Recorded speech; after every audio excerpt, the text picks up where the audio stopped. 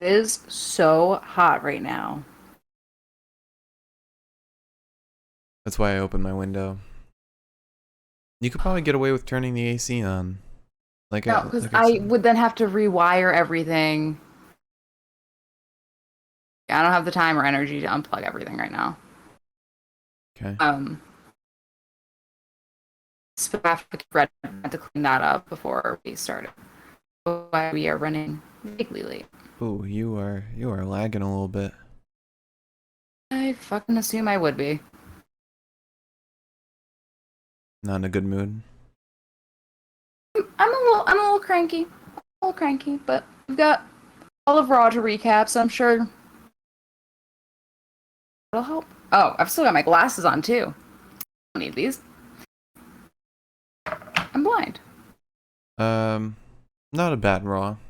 We had two bangers in the episode. And one amazing promo. Not as good as last week, but still really good episode compared to the past couple months. Um, I think it's because with Money in the Bank, we're forced to like see a bunch of different people. yeah, yeah. But even Also, what go on. I was gonna say, even like without that, we have a great feud between Kofi, Bobby, and MVP. Um, the stuff with Eva Marie and Piper Niven is not as bad as we thought it would be. Um, Speak for yourself on that one. it's bad, but it's not like they are a tag team. Piper's happy with all this. Um, at least she has her own mind. um, the stuff with RK Bro, I find it really entertaining. That's a lot of fun. I'm interested because Riddle seems fucking off the deep end. He does, and I wonder if they're gonna make him. They're probably gonna give him a huge push once he's out of this tag team, but I wonder if he's gonna come out of it completely healed up because of Randy, and Randy will turn around and like tell him to calm down and shit, or if he's gonna come out a face, basically destroyed by his idol, um, not wanting anything to do with him. I think he'll probably end up like that guy from The Incredibles. Syndrome. Yeah. Okay. Um, we finally got Akira Tozawa and R-Truth back. The 24/7 belt. Still no Sheamus. We got Sheamus last week, but only very briefly. And Drew Yeah. McIntyre qualified for Money in the Bank. Which gives me some hope that maybe they are going to make Bobby drop the title. Maybe. Um, it's possible. I don't think Drew's Or going to win, but unless Drew wins and goes to SmackDown during the draft. That would be really oh, interesting. that would be nice. hmm He might be interesting again. He cashes in against Roman or he cashes in against Edge, which both would be really interesting. Yeah, cool with Um, that. but yeah, we also had John Morrison versus Ricochet, which was a fantastic match. Um, That was really good. I just didn't like the ending. I really liked the ending because it was a double count out that actually like made sense. Like these two guys just destroyed each other so much that they just couldn't make it back in. And Ricochet went all out because he was just so annoyed by the Miz and Morrison. Yeah, actually, I guess I like that Ricochet finally used their shtick against them, Yeah. like a productive manner. Yeah, and I'm still super entertained by the Miz and Morrison. Morrison is putting in some of the best work that he has ever. And the Miz is constantly like trying to change up, uh, change up the jokes, change up promos, everything every week, so it stays at least somewhat fresh. But we did get a stinker of a match, which was Naomi and Asuka versus Eva Marie Dewdrop, because it was just a redo. That was goofy. We got a strap match.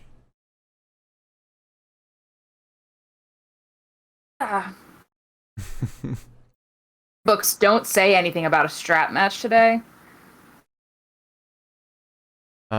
We also finally we got to start off the episode battle royal to decide who goes to the last chance qualifier, where Riddle was representing Randy. A really good finish, and Damian and Riddle going at it was a lot of fun, but everything before that was lame. I'll explain why I didn't love it when we get to it. Was it because of several people got eliminated during commercial break? More so like the fact that they fuck themselves with these things. Because it's like, they're showing me a bunch of like different wrestlers whose stories I find way more compelling than half of the guys that are on the main roster as it is.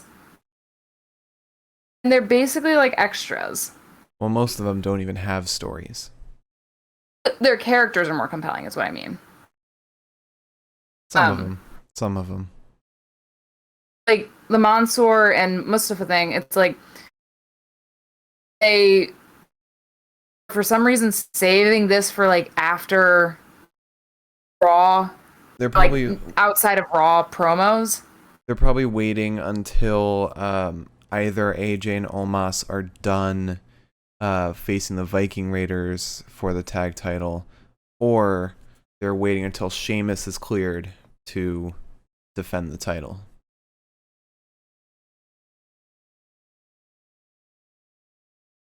I'm not fond of it. I'll get into it later. So you want to get into the news? Yeah. I also wanted to say that if you're interested in not watching WWE, and Aaron Rourke had a dark match. He was teamed with Dark Elevation. Logan. Dark Elevation, sorry. It was Jake Logan and Aaron Rourke versus the Varsity Blondes, which is can't fucking wait to watch that. That's gonna be so much fun. Yeah. But check that out if you have a chance. All right. Good news. News requires a new sign. So do you want me to give my news on Sasha Banks before?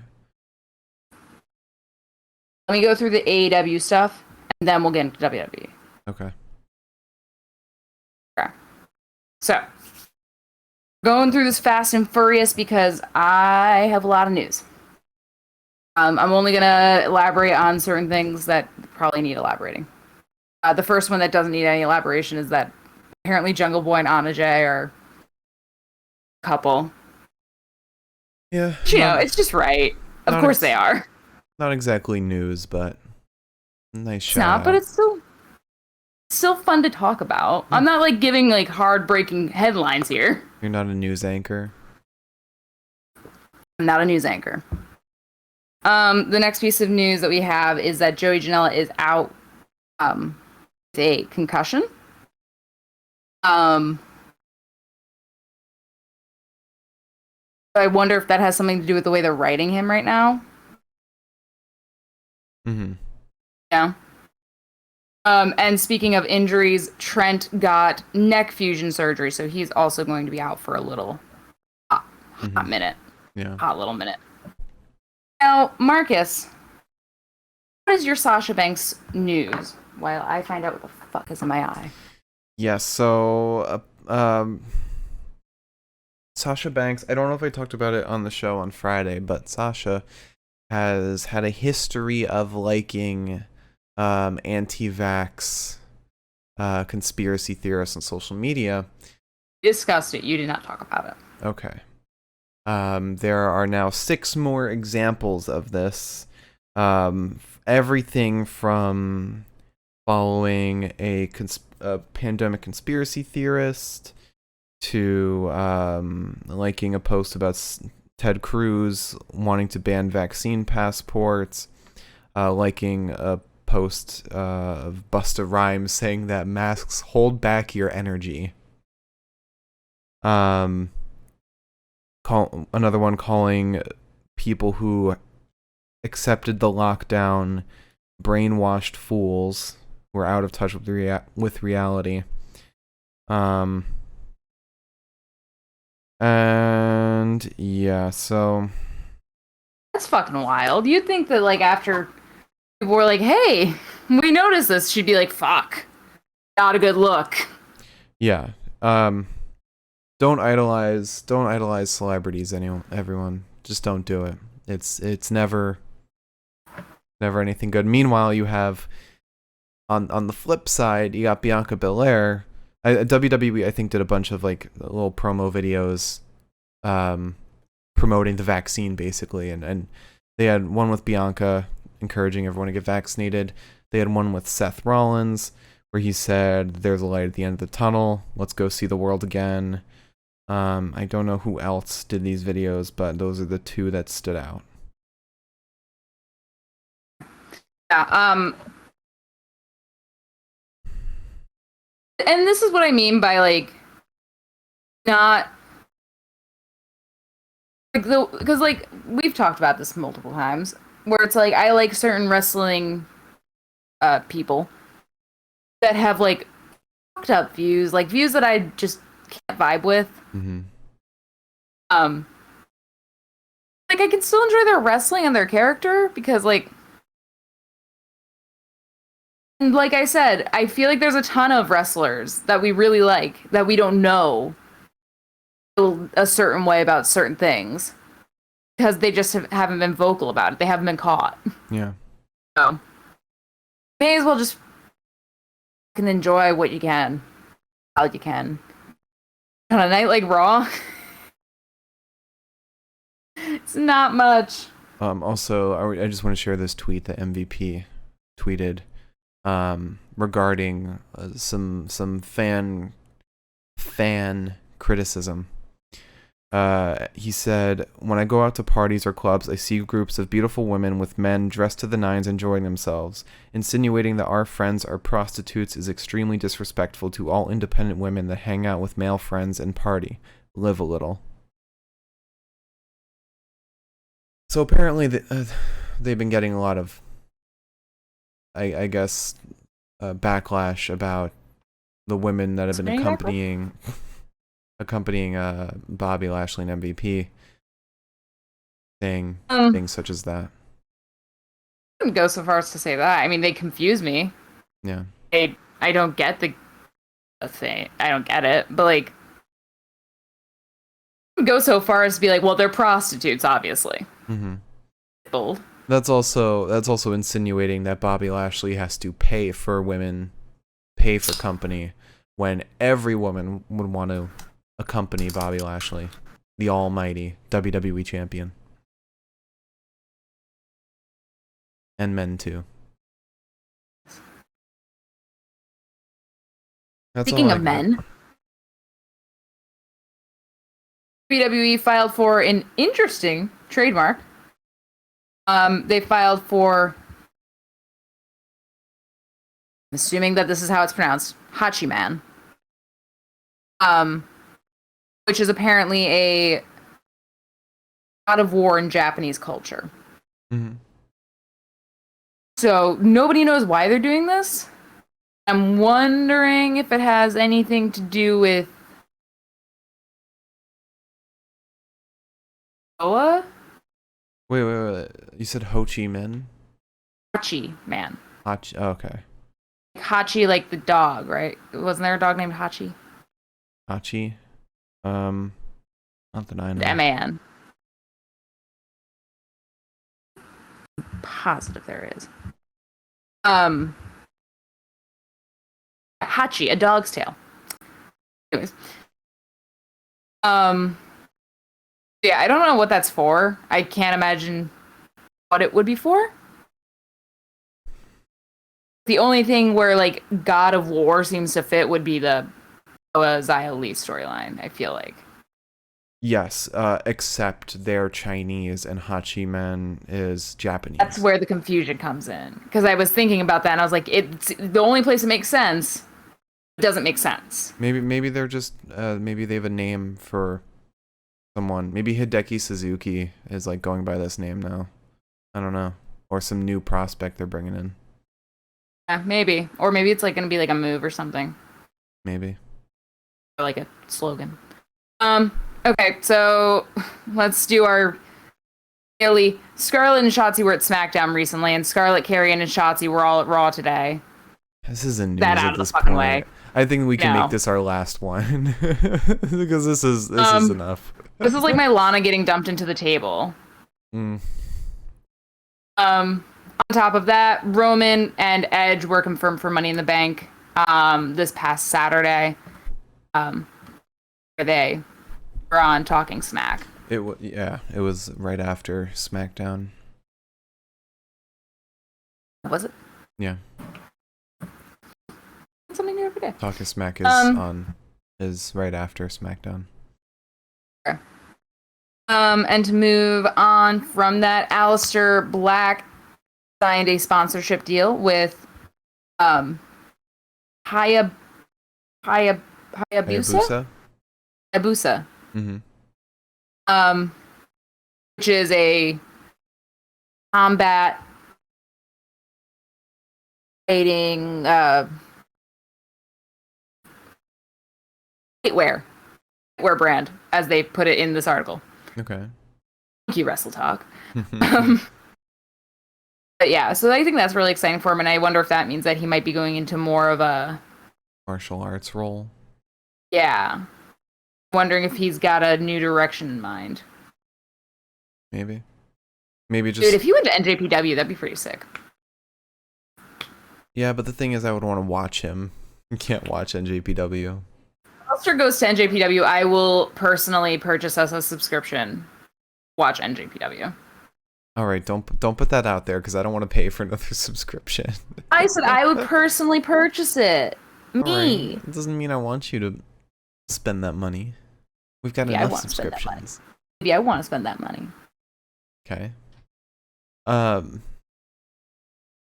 But yeah, maybe that's just something new he's adding to like his character because he seems dedicated to what he was trying to introduce in WWE. So maybe he's just adding another aspect in terms of gear. Or it's just a sponsorship that he's gonna have on the stream. Yeah. I mean, one way or another, if he does like videos of like his workouts and stuff, that's an easy enough place to show it all off. Yeah. There's a potential new signing for the WWE. Is it me? It's great. No, but it is a woman.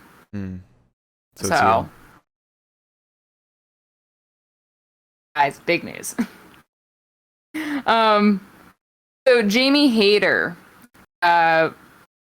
was wrestling for Rev Pro, and they announced that she vacated her title. She was the British Women's Champion. It seems that she vacated the title after being offered a tryout from WWE. So it's interesting. I feel like vacating a title means that you've got some solid plans going forward. Yeah. I mean, Shayna Baszler vacated her title on NXT, and you see where she is now. For the moment, it seemed like a good idea. So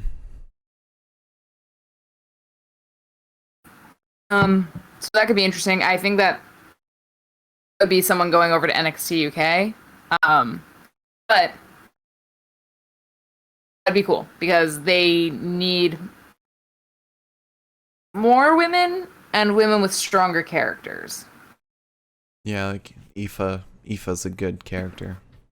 Yeah, like compelling characters. We haven't seen that snooty lady in a while. Ginny? No, not Ginny, the other snooty lady. one that Zaya Brookside had as like her personal maid because like that she won a thing. I thought that was Ginny. Oh, that wasn't Ginny. Ginny had problems with Piper. She had No, brown hair. yeah, no, Mark, I promise you. Oh, Nina Samuels? There we go. I say, first of all, it's a white woman, so that's how I knew it was not Ginny. I just could have sworn it was like Ginny and Joseph Connors were going out, and Ginny said, all Brookside's good for is carrying luggage. Oh, that was Nina. Because when that was happening, I think Ginny was dealing with Piper at the time. Because then we had the Piper Jack Stars thing. I guess that's why it confused me so much, because they're similar. Character. They have a lot of in NXT UK too, because they've got like two like kind of witchy vibes. Mm-hmm. With Isla and Aoife. And then they've got like the snooty vibes. That's why I was like excited that that one girl, vaguely Kushida, new girl. Oh, Stevie Turner? Something, yeah. That's why I was excited for her to debut, because like she's kind of got a different thing going on for her. Anyways, so Samoa Joe might have a new role backstage. It looks like he is going to be used as a talent scout, in addition to his on-screen roles. That's good. Which I trust him. Yeah. I trust him looking up new talent. And he also said that he's absolutely working towards getting cleared for an in-ring return. Beautiful. So beautiful. Maybe we will get Joe versus Pete. Joe versus maybe all that Pete. staring that Pete's been doing will pay off. Joe versus Adam Cole. Joe versus Johnny Gargano. It's endless. Joe versus Finn Balor. Oh wait, no. Could still have. We don't know for sure that Finn is going on the main roster. He hasn't been seen backstage. I know, he hasn't been seen backstage. I mean, he probably isn't. Trying to find this next little thing. Don't you have a list? This is about you, but I moved everything out of orders because I had so much that I wanted to put the small stuff first. But the NXT held a talent show this past week, about a day before everybody got fucking released. Mm-hmm. They did a talent show at the training facility, and all NXT talent had to attend. Apparently it was done as a morale booster. There was singing and stand-up comedy. Everyone had a lot of fun. They're trying. It's just the idea of doing that and then releasing people. Well, to be fair, Triple H didn't release people. It was Nick Khan that released people. I guess it's fair that technically Triple H probably didn't have much of a say in that. Yeah. In fact, he specifically said that. Yeah, I'm pretty certain he would not have made those releases. Our final piece of news tonight, perhaps the most infuriating piece of news that we have. I believe you and I talked about it. We didn't talk about this on the podcast, though. This was about Diamond Mine. Apparently, Marina Shafir and Arturo Ruas were supposed to be members of Diamond Mine. And you told me about this, actually. They were supposed to be part of it. And then they just weren't. Yeah. What? Like...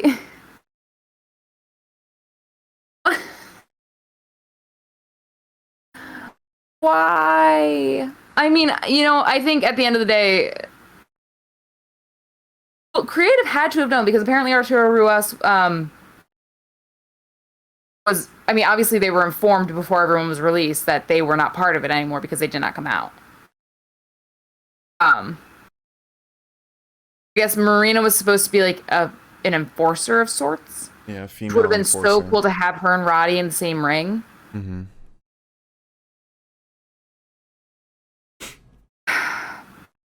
Um, Apparently, though, one good note is that most of the NXT stars that were let go will have a 30-day non-compete, a 90-day. So, So, saw that. Get it? yep. While you change a sign, I want to share a series of tweets. First one's from MJF. This is a little dramatic reading. He said, I find it funny that the guy trying to lead the troops is in Tim's. Next time you want to speak on behalf of the locker room, leave me out of it. Thanks, King.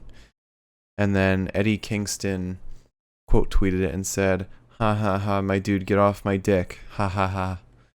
And then Max Caster quote tweeted that and said, ha ha, yeah, and get on mine. Ha ha ha. At MJF.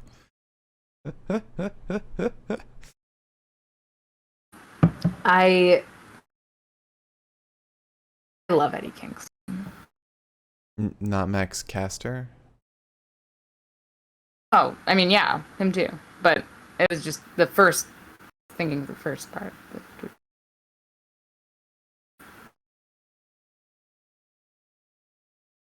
Okay. Did I black out? Did you not mention Eddie Kingston in the beginning of this? I did, and then I went to Max Yeah. Caster. Right. I'm saying that Mm. Eddie Kingston's made me laugh.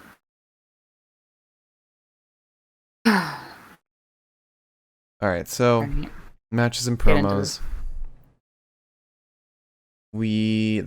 There's a lot to cover in this episode. So we started off with an announcement from Sonya Deville and Adam Pearce. They said Randy Orton cannot be here due to unfortunate circumstances. We'll be starting the night with an over-the-top rope qualifier. Riddle then runs in. He says, I have a letter from Randy that you need to read. Pierce started reading it. Aloha. I, the Viper, declare my best friend take my place in tonight's last chance triple threat. He is the most bodacious bro. Aloha, the legend killer. Riddle said, put me in, and if I win, Randy Orton can be in the Money in the Bank ladder match. And then they're like inclined to say yes. They made it official. And so we start off with the Battle Royal between Damian Priest, Eric, Ivar, R-Truth, Jeff Hardy, Angel Garza, Shelton Benjamin, Mansoor, Mustafa Ali, Jinder Mahal, Riddle, Drew Gulak, Akira Tozawa, Umberto Carrillo, and Cedric Alexander. Thought I got everybody before. I was like really proud of myself. I thought I got everybody before the first person was eliminated. Then I saw Umberto and I was like, fuck.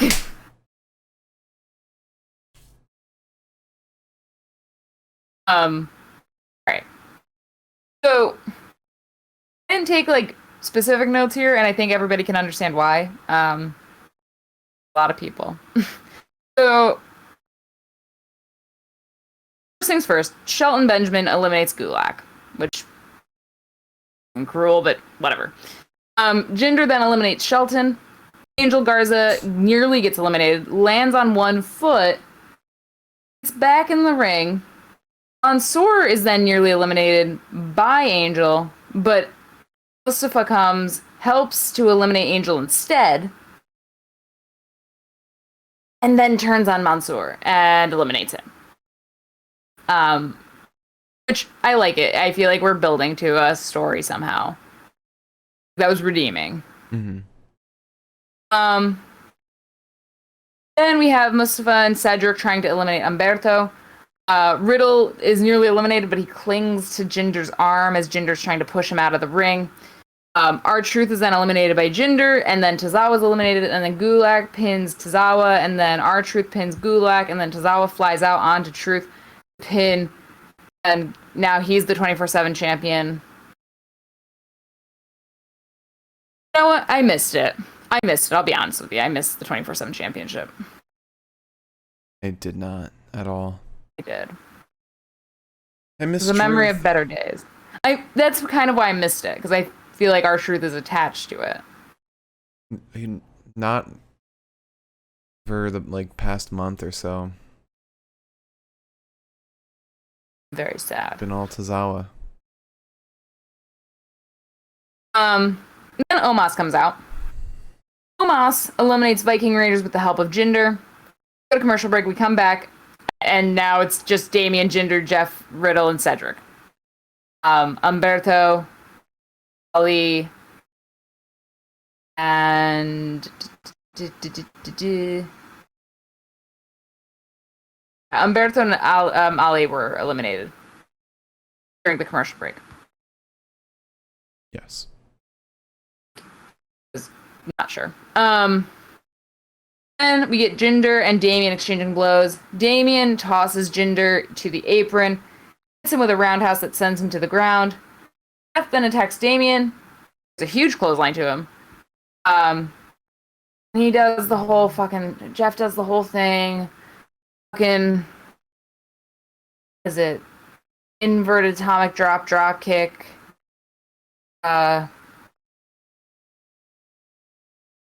Double axe handles or something like that. That's what he does, or like elbow drop. Mm-hmm. He hasn't done it in a while, but like when he does it. A twist of fate to Damian, and then Riddle. Cedric, however, better than that, crosses Jeff over the ropes. Once we're back in the ring, we get a double foot sweep and hit the lights from Damian to Cedric. Damian then eliminates Cedric. Now it's just Riddle and Damian. Riddle sends some body shots to Damian. Damian kicks to the midsection of Riddle. Get a belly to back suplex to Damian, and then a leg lariat to Riddle after Riddle charges at Damian. And then Riddle gets his dumb submission hold on Damian on the apron after Damian tries to launch Riddle over. There's a clothesline to Riddle. And then Riddle using a triangle submission hold flings Damian over the top rope to McWin. Yes. So he will be having a second match later to contend to qualify for the Money in the Bank ladder match. Also, I'm just seeing a little headline that on Wednesday, Chris Jericho will be joining the commentary booth on AEW Dynamite all episode.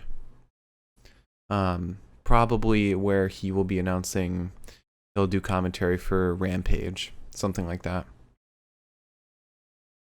But I mean, regardless of what you think of Chris Jericho, he is like a fantastic commentator. I mean, when we watch Dark Side of the Ring, don't even realize it's Chris Jericho. He does have a voice that like doesn't call back to his face, I guess. Yeah. He's really good. It is a very good narrator's voice. Mm-hmm. But on the subject of the match, I don't know if you were gonna say this or talk about it, but Riddle does some weird shit after the match is over. Oh yeah, he does Randy Orton's pose after. Then the pyro goes off and he's caught off guard by it. To show that he's not quite up to Randy's level yet. He's getting there. I do love this little relationship they have because Randy's like kind of this mentor character, and I think it works really well for him. Kind of like a mentor, but he doesn't want to be a mentor. Yeah, I get that.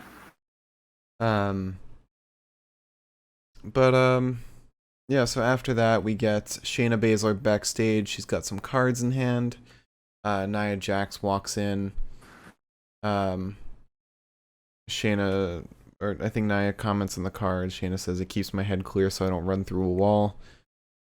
Reginald just says, "Just so you know, I didn't do anything on purpose last week." Shayna's like, "I know, I don't give a shit. It's Alexa Bliss's fault. But if I don't do something about it, it's my fault.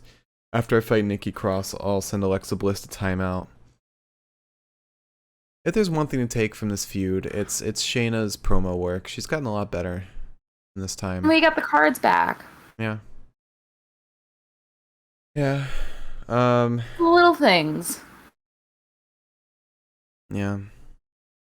And I know you don't want to talk about the series of stuff that happens starting next, but I will mention it so you don't have to.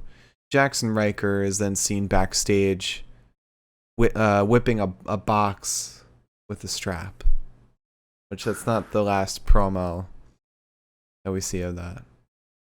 But the best part is the fucking commentary guys are talking. You just hear thwack, thwack, thwack, and it's like, what the fuck is going on? Like, is somebody hammering something? And then they cut to that, and it's Yeah. Later he mentions like the reason he's doing it is to like get rid of any weaknesses. What is that doing though? What does smacking the box have to do with your weaknesses? Oh god. The fact that they're making him a face just makes me laugh even harder cuz this shit is hilarious unintentionally. Also, somebody pointed out, I think it was Seahawk, pointed out that he was wearing Hulk Hogan's colors. Yeah. Mhm. Jackson Riker really need to have a strap in hand wearing Hulk Hogan's colors after everything. You know, Vince has probably said to him backstage, you remind me of a new Hulk Hogan. Or Ultimate Vince Warrior. likes him too, I think. That honestly would not shock me. Yeah. Alright, so after that we get an interview with AJ Styles and Omos. AJ Styles says, usually when you're supposed to be somewhere and you're not, you lose the opportunity, in reference to Randy Orton. It should be a one-on-one with me and Drew McIntyre, not a triple threat. Omos is going to have to work overtime. And then in regards to attacking the Viking Raiders and getting them eliminated, Omos said, I was simply scouting out the competition for my partner. AJ said, you got anything you want to say to me? I want an apology. You're trying to give Omos grief for the same thing the Viking Raiders did. Drew isn't 100% and neither is Riddle. So I have the advantage, and when I have the advantage, I win. Only that was the case. I would love to see AJ Styles in this Money in the Bank match. Yeah. Also, speaking of which, when is the match between AJ and Omos and the Viking Raiders happening? Probably Money in the Bank. No, because if that was the case, why would he be trying to contend and get a spot, and the Viking Raiders were also trying to get a spot in the ladder match? Because, think of it this way. In kayfabe, all AJ's thinking about is, I want a shot at that belt. Mm-hmm. The story of AJ, Omos, and Viking Raiders has not progressed. Omos eliminated the Viking Raiders, or helped eliminate them. So I feel like what we're gonna get is a day or two, in a week, probably. Viking Raiders being all pissy about it and being like, we want a match at Money in the Bank, and then it's gonna be a thing. I'd put money on it. The bank. You're giving a lot of credit to Raw right now. Listen, I was right about a couple things today. Okay. After that, we get Nikki Cross and Gorilla. Lucha House Party come in to wish her luck. Sarah then comes in to interview her. Nikki Cross said, I'm almost a superhero. Call me Nikki Ash. Almost a superhero. I finally found something deep down inside of me, and I just have the courage now to show it. Everyone out there has this feeling inside of them that you can do better and be better. Just embrace it and go for it. I qualified for the Money in the Bank ladder match. Imagine me with a contract. I'll be an inspiration. I should be Raw Women's Champion. And tonight I will focus on my match with Shayna. And it seems very evident based on commentary and this promo that they are changing her name to Nikki Ash,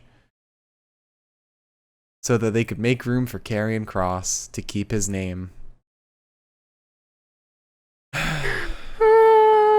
You couldn't change Carrion's name? How about Carrion Bordeaux? Then you got Parker Boudreaux. Who's gonna be NXT? Mark, listen. Fans might get confused. Well, Vince hasn't cared about that at all. How about Carrion Lesnar? Carrion Angle. And the best thing is that, like, he's definitely going to Raw. Yeah, 100%.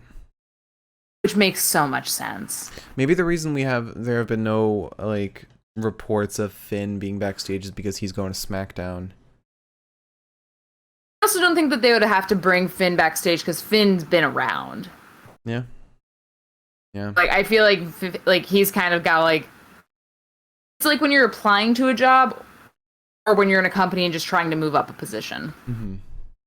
Oh, you know, it'd be great if Edge wins at Money in the Bank against Roman, and then Finn feuds with Edge after that little interaction that Edge had with him on NXT. They wouldn't show any footage from NXT, but it would still be fun. That would be really sick. I honestly just want to see Finn again. Yeah. Ideally not on Raw. Please not on Raw. For the love of God, not on Raw. He'll be like, he will permanently be like the demon character and be on main event in the demon paint. What if they bring him to Raw so he can be the demon and he can fight Fiend? He doesn't want to be the demon. Said that he would bring it back. To know when the right time was. The problem with the demon that everyone hated was that he always won. Like, that was... The demon never lost. I think Samoa Joe is the only one who's ever beaten the demon. And they never explored that, but... It dwarfed Finn Balor as a wrestler because he could only really succeed if he was the demon. And Raw would 100% see that and be like, demon. He will fight other no-cell character. I do remember Finn saying that felt like the demon was a crutch, and that's why he doesn't want to just bring it back. Yeah. Like, he said that there was a chance that he would. He made the explanation on NXT that was like, the demon was his emotions coming out. That was the only reference since joining NXT again to the demon, but hopefully we just get Finn, because as we saw in NXT, Finn Balor himself is a fantastic performer, and seeing him on SmackDown would be amazing. But yeah. And he'd look good with the blue. I'd say the white too. Like if he wore white, Finn Balor, white gear on the blue SmackDown stage. He doesn't wear it often, but when he wears his white gear, I lose at least 4 brain cells. Anyone in white gear is amazing. What is it about white gear? Imagine Bobby Lashley in white gear. Like, Damien looked good in white gear. I would say Sheamus, but his skin is white gear already. Wouldn't be able to tell the difference between skin and suit. As I have like the light reflecting off my face right now. So overexposed. It was really sweet when Randy wore all white at WrestleMania, and then Edge wore all white at WrestleMania, and I was like, "These are friends." Yeah. Imagine AJ Styles in all white with like a little black accent. Has he done that before? I don't think so. Not that I can remember. He might He's just done so many colors that, like... Yeah. The great thing about his gear is he can literally wear any color. And he does. AJ Styles. Mustafa in all white gear. So, where's... I guess it's not gonna load, but... It probably wouldn't show up well. Actually shows up really well. Okay. It's the closest that she'll get. Prefer like white gloves too. But anyway, we have to get to Nikki Cross versus Shayna Baszler right now. Was this the stinker match that no, I think this was decent match. Oh no, the stinker match I put as the Battle Royal. Okay. That was the one match I gave 1 star today. Stinker? The Battle Royal.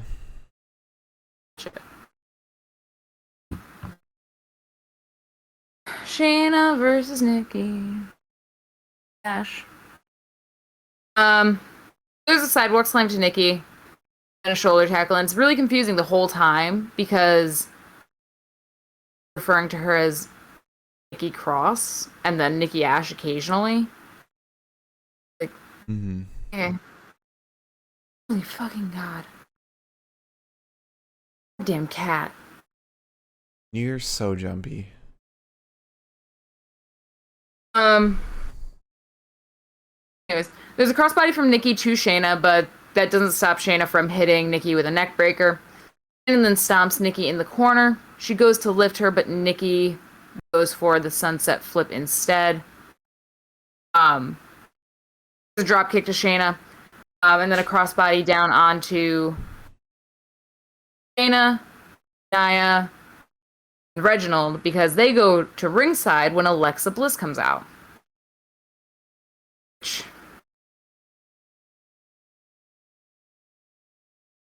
I don't understand this partnership.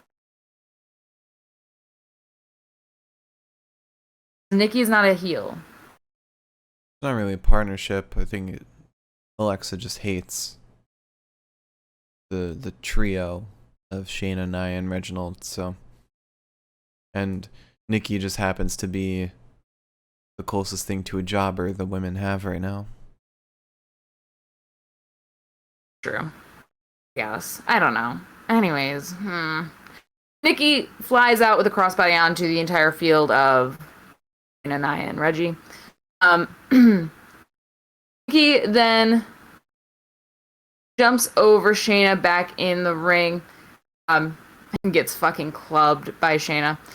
Then there's a knee strike across his chest and a tornado DDT to Shayna. Right. I know the fans are easily confused. It's Ash.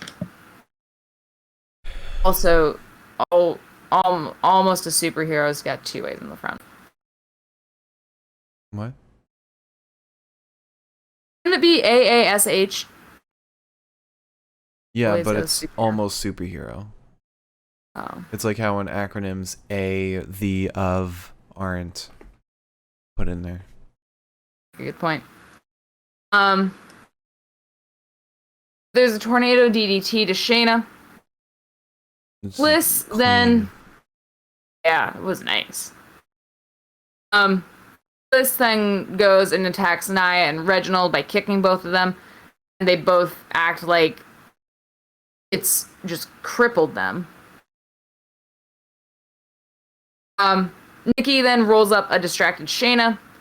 Shayna kicks, clotheslines Nikki on the way back up, and then Nikki hits her with a crucifix pin to win.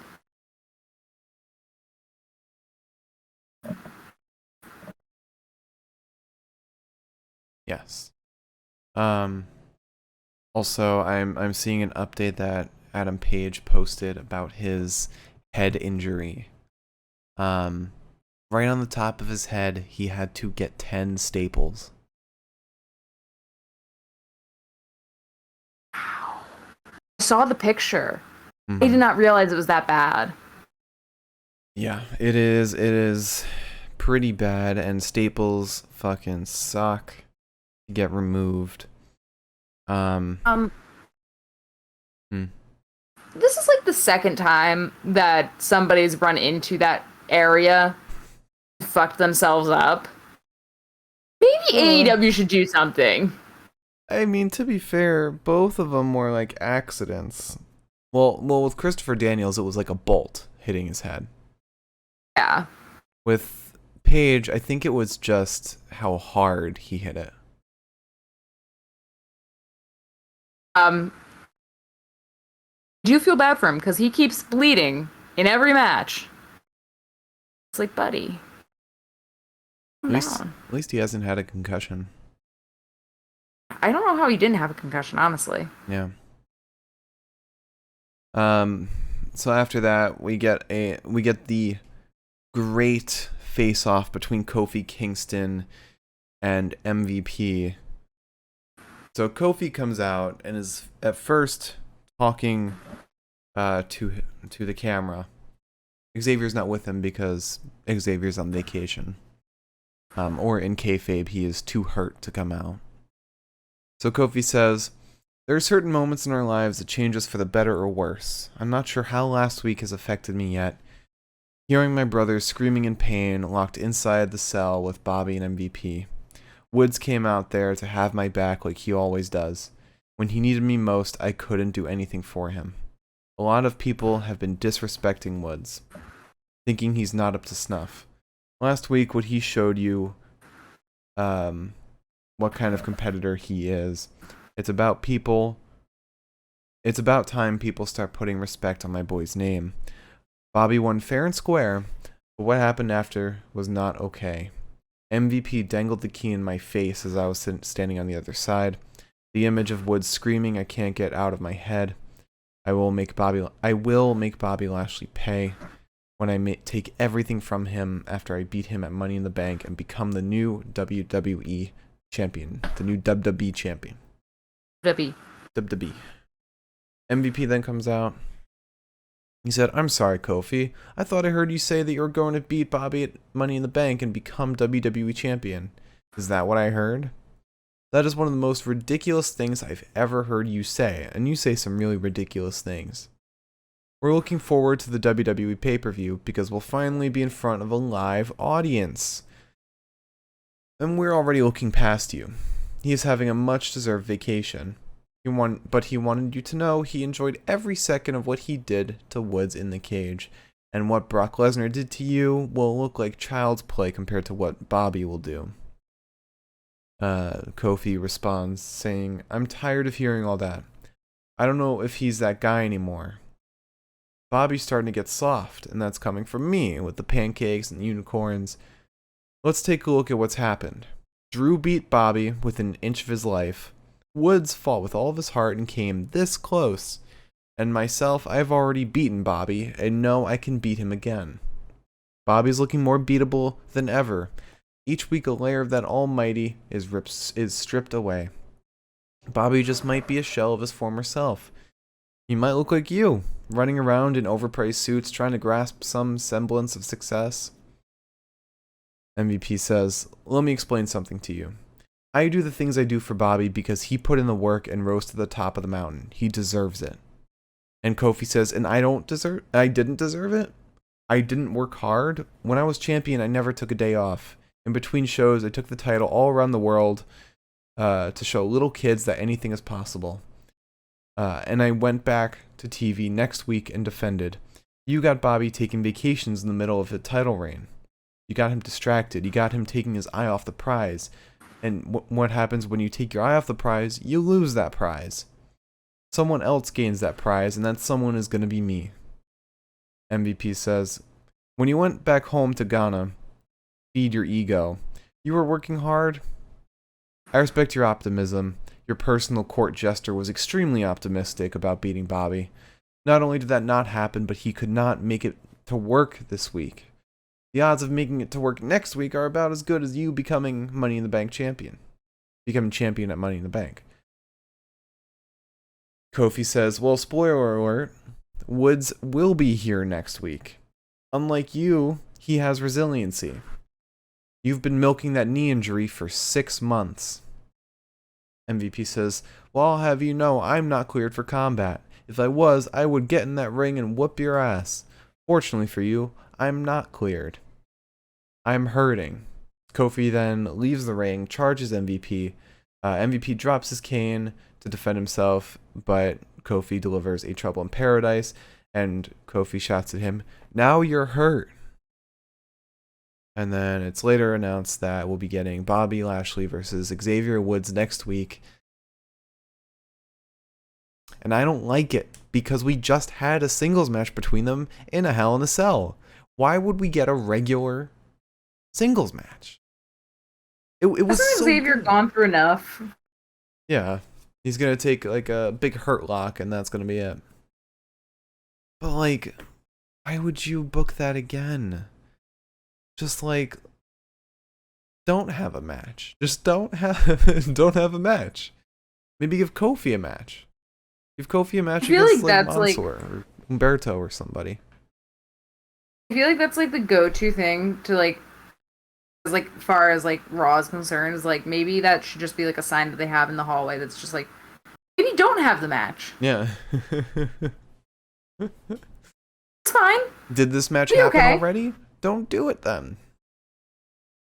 It's like those like children where it's like a little acronym or something, and it's like teaching them how like to not say hurtful things to like their friends, and it's like, think about it, like, would you want someone to say that to you?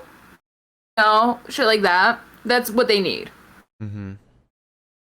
You wouldn't download a car. You wouldn't download the 30th fucking, I don't fucking know what, Apollo Big E match. I wouldn't download Raw. Download one Raw, you've got all of them. But after that, we get Eva Marie and Piper Niven backstage. Eva says, Doudrop made a rookie mistake and was overwhelmed last week. Poor thing. But we all make mistakes. I requested this match tonight so Doudrop can learn a lesson.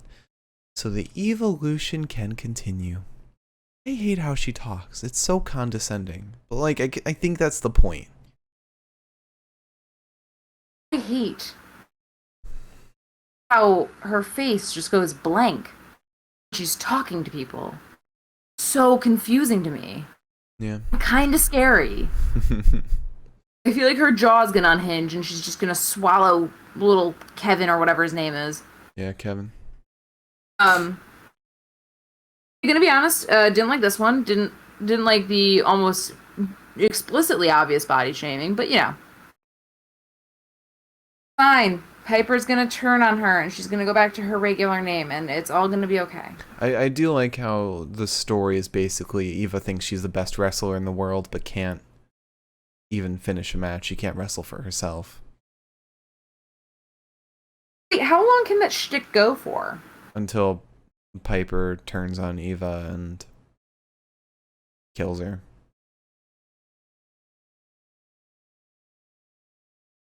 Get us a Eva Marie Piper Niven strap match where the loser is named Doudrop.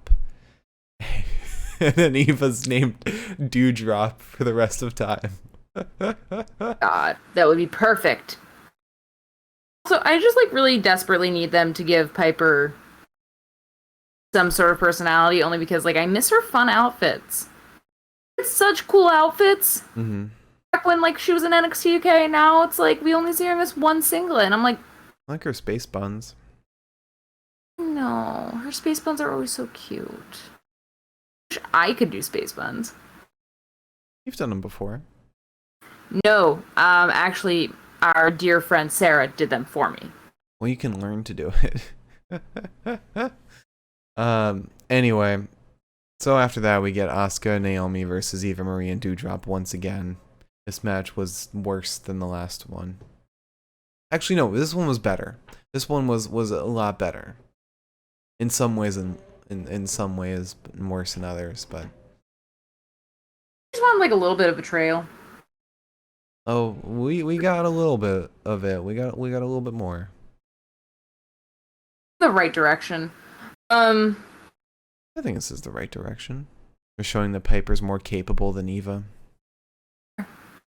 So Piper's in versus Naomi. She drives Naomi into the corner, and Naomi tries to get 2 boots to the chest. Piper catches her, but Naomi still manages to hit Piper upside the head with her boot. Naomi then tries the sunset flip, but Piper just sits on Naomi and avoids Yeah, Piper sits on Naomi. Naomi avoids a senton from Piper. Um, I liked that it seemed like, because like that's a thing that Bronson does. Oh yeah, the It's like sitting attempted on your opponent. what's the attempted sunset bomb or something into the sitting down. Yeah. Like that. Piper didn't seem to commit to it quite the same way, but I liked the direction that we were going in. Yeah, I wish they would give her more of how she wrestled in NXT UK rather than just defaulting to um size being her only thing. Yeah. But again, we aren't getting fleshed out matches either. Mm-hmm. I'm just gonna hold out hope. Yeah, at least they're showing she's capable. Yeah. Asuka gets in. It's a drop kick and then a running hip attack to Piper. She goes for the German suplex, but she can't lift Piper. Piper gets thrown into the Asuka lock instead, and after being in that lock for an extended period of time, Piper flings Asuka off of her and goes to tag out. Eva Marie is like, oh, psych. And jumps off the apron like Piper did, but Piper was like in the right last time. So. But like, Asuka attacks Piper, and Piper holds her own. Senton's onto Asuka. She flattens Naomi, hits Asuka with a crossbody, and then she hits Asuka with a crossbody to win. And then Eva Marie's like, does the whole thing where she's like, and the winner is. And then she basically like sings her name in a weird opera voice almost, and I hate it so much. I want to see Piper just flatten her. Also, can I just say something? This gear gives me anxiety. Yeah. More so her hair for me. Feeling afraid somebody's gonna like step like on it? Are you afraid like somebody's gonna like step on it? That and just like how would she be able to see? Oh man, there's so many female wrestlers where I'm just like, how do you do it? My hair gets in my face once, and I'm like, fuck it, pulling it back. Yeah. Yeah. But after that, we got a series of promos, one of which was an interview with The Miz and John Morrison. Miz says, John is not only going to win the briefcase, but he's going to cash in successfully. He'll be under my tutelage. Morrison said, Miz may not be the strongest, the fastest, but he is the smartest tactician. Miz says, yeah, I can see everything. When the opportunity presents itself to cash in, I can see anything. And then Ricochet is seen holding the mic like magically instead of Kevin. Oh no, instead of Sarah. Sarah was the one holding the mic. Yeah. Ricochet says, so we have a match later. And he pulls out his own dripstick. And John Morrison says, hey, I have one just like that. He then sprays John Morrison. And Miz is like, no, no, no. Sprays the Miz. And then we get Ricochet versus John Morrison this was a fucking banger. I loved this. Alright. So, John goes for a double leg sweep. Ricochet catches him. John sends double boots to the chest of Ricochet. Ricochet dodges a few kicks, hits Morrison in the chest with a spine buster and a drop elbow onto Morrison. A kick upside the head to Ricochet. Ricochet manages a drop kick to the face of Morrison, more or less, and then hits him with a basement drop kick to the chest because Morrison was sent ringside with that first drop kick. However, the basement drop kick sends Morrison into the announce desk. The Miz tries to be a good friend, tries to block Johnny from harm's way, but Ricochet manages to jump off of the Miz's wheelchair, hit a flying head scissors to Morrison. That blew my mind. I'll be honest with you. Yeah. He They said it then was a Hurricane Rana, which it didn't look like a Hurricane Rana at all. The way I see Hurricane Rana's is like kind of staying in the same spot, more or less. Yeah, like it's less swooping, more vertical. Linear. Yeah. Ricochet then sprays the Miz with the drip stick, then breaks it. We get back in the ring post commercial break, and we've got some body shots to Ricochet. Ricochet begins fighting back, but can't avoid the double leg sweep again. Morrison then kicks Ricochet in the face. Ricochet ducks a crossbody from Morrison, hits him with a crossbody of his own. Ricochet at this point gets an upper hand, hits Morrison with a fireman's carry, the Death Valley driver attached to the end of it. It was more like a Dream Valley driver. Oh no, Dream Valley driver is forward, not sideways, right? I can't remember. I think it was forward actually. But yeah, it was a Death Valley driver. It was really sick. After that, Ricochet lands on his feet, hits a sliding clothesline right into the cover. Morrison gets out of it, gets Ricochet up on his shoulders, hits him with a rolling senton and then a sliding clothesline as well. This leads to an inside cradle to Morrison and then a springboard leg lariat to the head of Ricochet. It looked so fucking painful. It made me so stressed out. We then get a failed Starship Pain to Ricochet, who moves out of the way immediately. Ricochet manages a capoeira kick or two and then a drop kick to the jaw of Morrison. He goes to dive out onto Morrison, who's gone ringside. Morrison moves away, jumps over the barricade, comes back up and sits on the barricade, just talking to the Miz. And then Ricochet crossbodies him from the ring past the barricade area.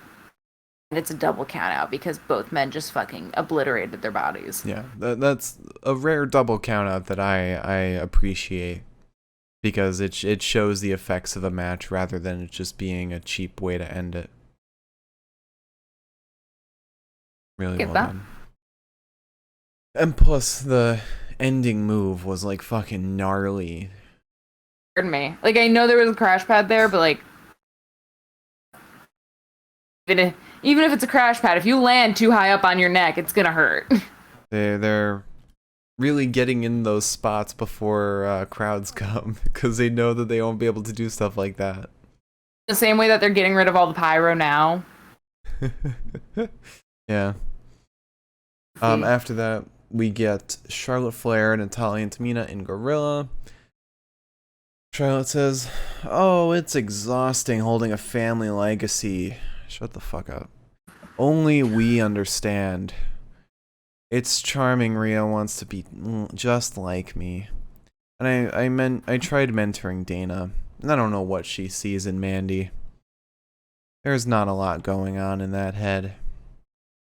And Natty says, "I've been with Mandy in the ring and I made her tap out, so there's nothing to worry about." Tamina says, "We will get our receipt tonight. Get our receipt back tonight after that cheap shot last week." Natty says, "Let's show them that..." Oh no. Charlotte says, "Let's show them that respect isn't given, it's earned." They're not trying to make Natty and Tamina heels, are they?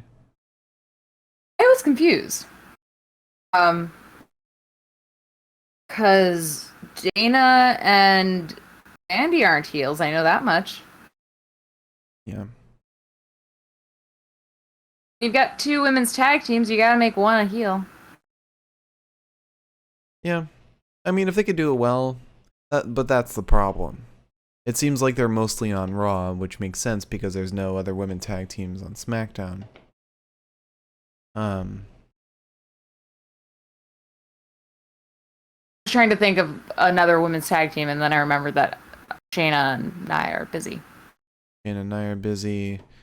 I guess Asuka and Lana I guess that's what they're going for. Piper and Eva are not a tag team. They do not count, unfortunately. There's Mandy and Dana and Natty and Tamina. That's it. Looks like they won't be losing those titles for a long time. Longest women's tag champs in history coming up. God. Laugh so you don't cry.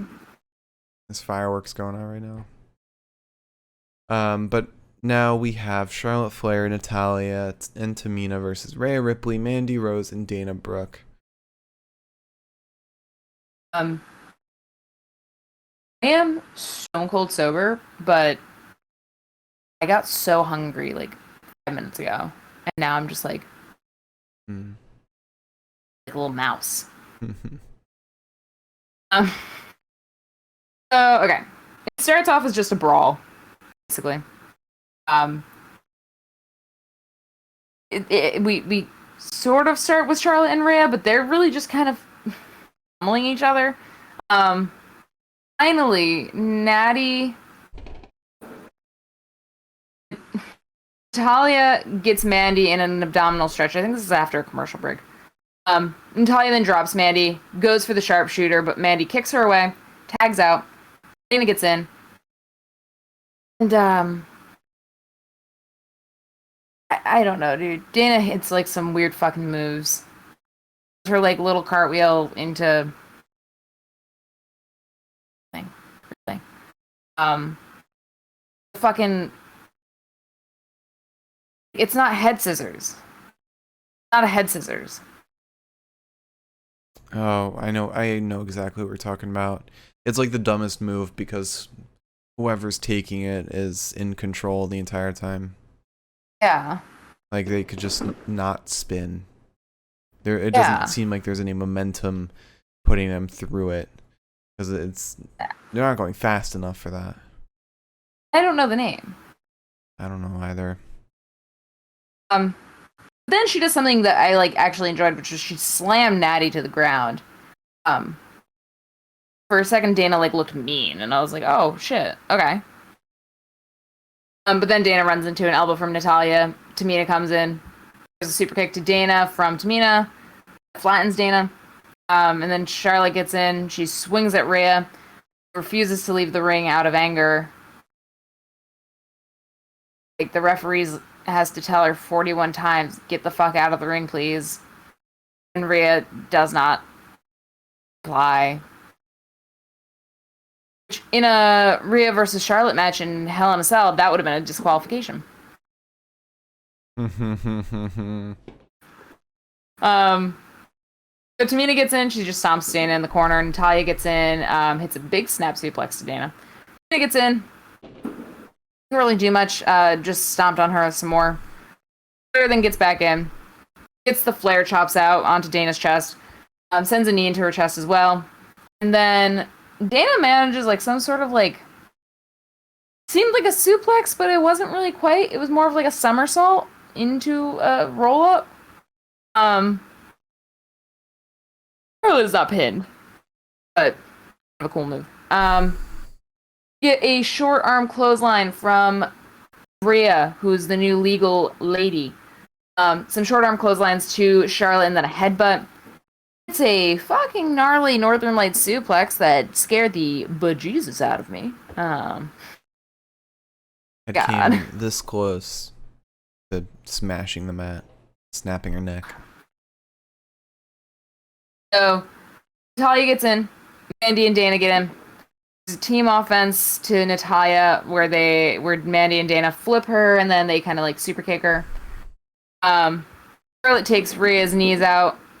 Natty flattens Dana. Mandy rolls Natty up. Natty tries to go for the sharpshooter. Mandy kicks her away, hits her with a pump knee strike. Charlotte tags in. The boot to the face of Mandy to win. Literally, Charlotte just gets in, kicks her in the face, and that's it. goofy as fuck. Yeah. And then Rhea takes Charlotte's knee out after the fact. And Charlotte swears for like a solid fucking minute. Yeah, the way she sold it, she sold it really well because I genuinely thought that she got injured. And that would really suck because she got injured like that before another pay-per-view where she would get a title. Yeah, it's like a little stressful that she's been going this hard with the promos. Like, is there some actual bad blood, Char? Are you just like really good at acting angry? I think she's seeing what's happening with Andrade at AEW and feels like she needs to step it up a little bit. Because she's not really in control of how she's booked. So Yeah. the only thing she can control is herself. Think of it that way. Yeah. After that we get oh boy. Brace yourselves everyone. We've got Jackson Riker once again whipping himself backstage with the strap. Congratulations. Yeah. It's Know the word. It's definitely not something a face does. In fact, I asked on Twitter, on the podcast Twitter, if anyone buys Riker as a face, as a baby face, and not a single person said yes. Well, He's a fucking freak. That's it. That's literally it. He's a fucking weirdo. If that man, without me knowing anything about him, if that man came up and talked to me in public one day, I would run. Yeah. He's fucking terrifying. Yeah, Zack Ryder is terrifying. Nice. I know for a fact Matt Cardona is so much better than Riker, but like I don't know how they plan on pushing this guy if they're pushing him as a face, because like he doesn't have a look anymore. He doesn't have a unique look. Are they trying with the red and yellow to give him more of a unique vibe? Because it's not working.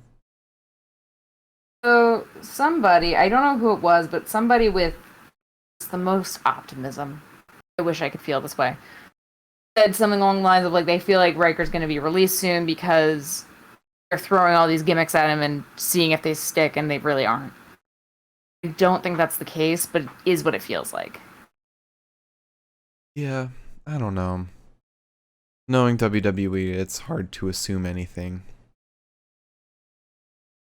But Akira Tozawa runs right by him. He's being chased by R-Truth. Truth stops, looks at Riker and says, "Why are you doing that?" Or this line was great. "Are you unhappy with yourself?" That's him. He said, "Can you see me? Anything you want to talk about?" Riker said, "I'm preparing myself for battle. There will be nowhere for Elias to hide. I'm purging myself of any weakness." Truth says, "Thank you for sharing, man." You think when you're done I could borrow that strap?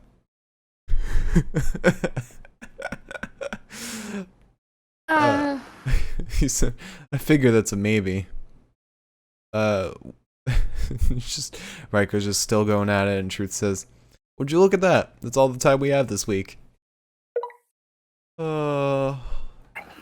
I miss Truth. I missed him so much.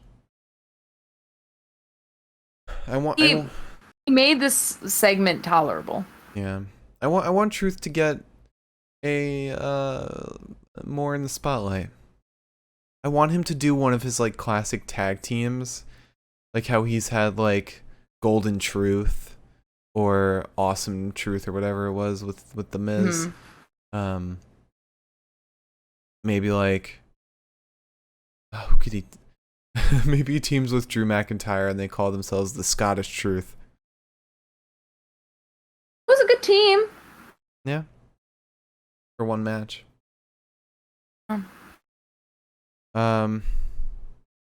But yeah, R-Truth is definitely a talent that they cannot afford. Just sit at catering. He's a great wrestler too.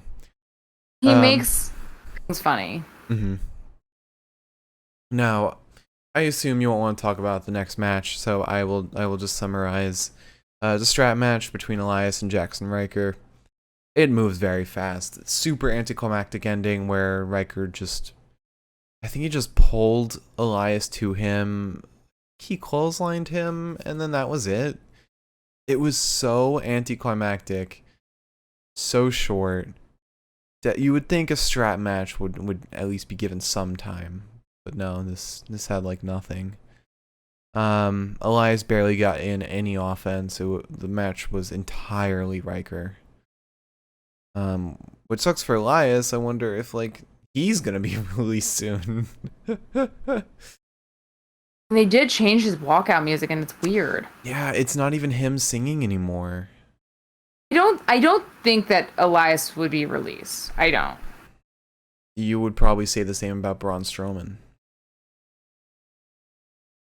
who had the match of his career right before he was released. Marcus, Hmm. have a good day, man. Trying. He wouldn't even own the rights to his own album that he just put out because I think WWE owns the rights to it.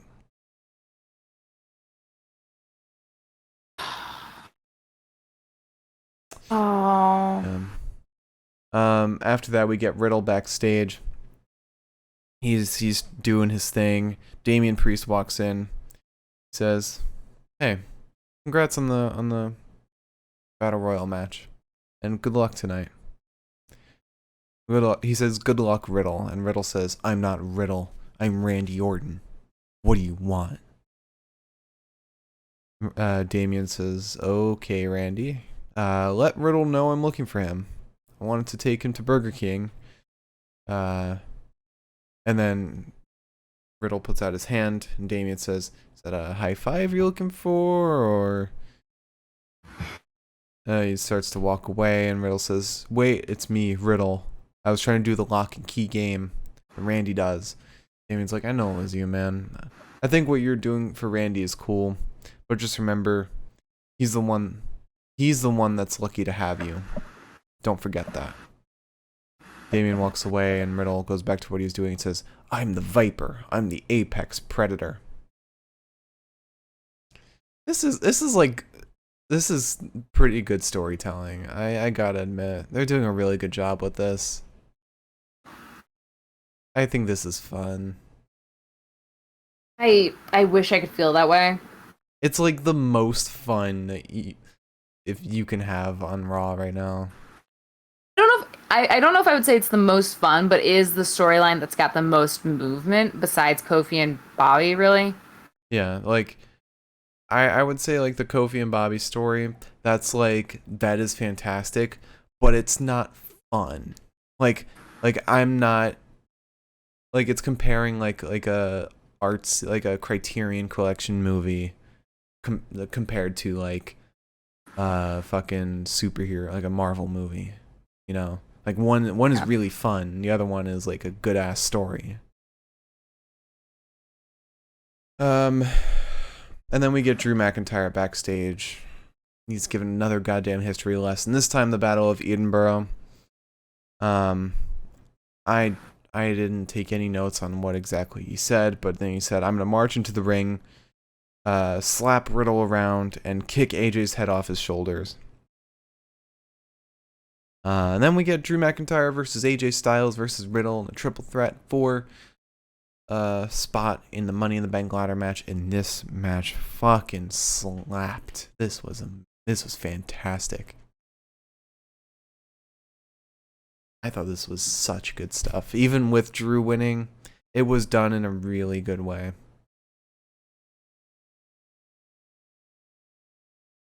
The match was good.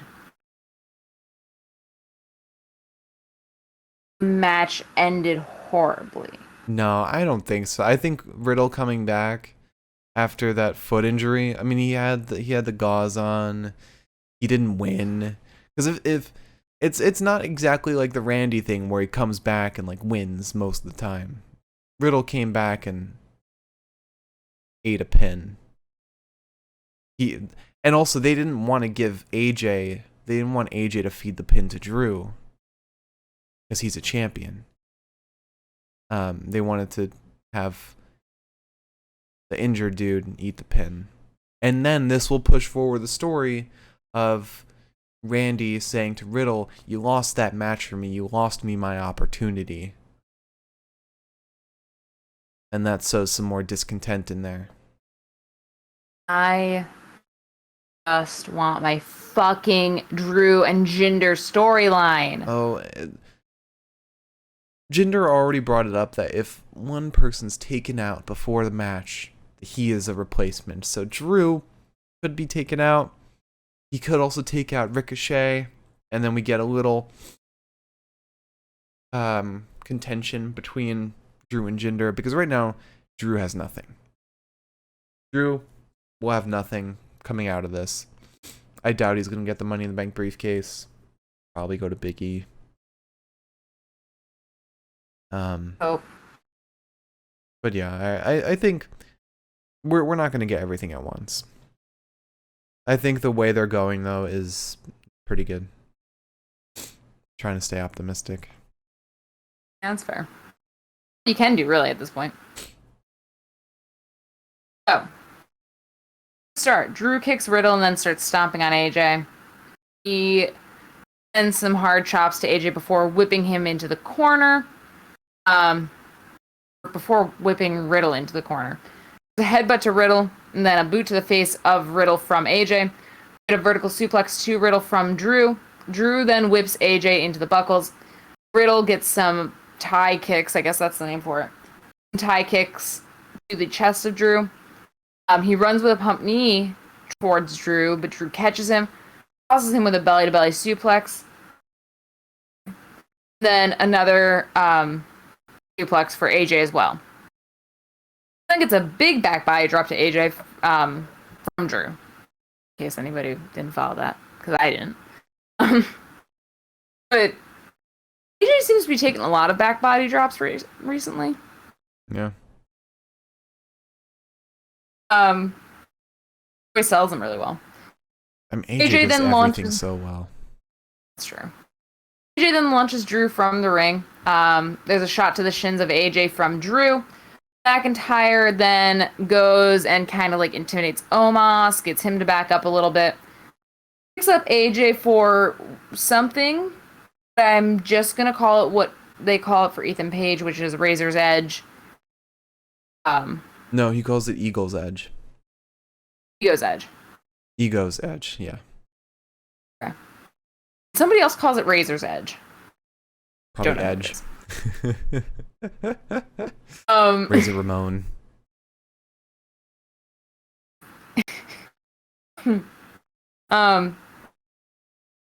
He goes to do the Razor's Edge or Ego's Edge, whatever, into the announce desk, but AJ fights himself down. Riddle then dives out of nowhere, sending a knee to the face of Drew.